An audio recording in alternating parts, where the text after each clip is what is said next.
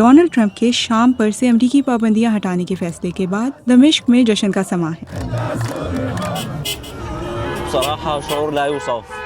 ये एहसास नाकाबिले यकीन है, नाकाबिले यकीन खुशी। उम्मीद है कि खुदा इस मुल्क की मदद करेगा और ये सबके लिए बेहतर होगा। सबको मुबारक हो।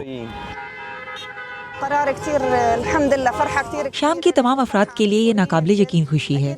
ये हमारे मुल्क के लिए बहुत अच्छा होगा। कंस्ट्रक्शन दोबारा शुरू होगी, पनागुज़ीन वापस आएंगे, सब लौटेंगे, कीमतें कम होंगी, अच्छी चीजें होने वाली हैं खुदा ने चाहा तो। बस थोड़ी सी सब्र की जरूरत है, लेकिन बेहतरी आने वाली है। 40 साल से आयद पाबंदियों की वजह से इमदाद समेत गैर मुल्की सरमायाकारी रुकी हुई थी। इसका मकसद मासूल सदर बशारुल असद पर दबाव डालना था।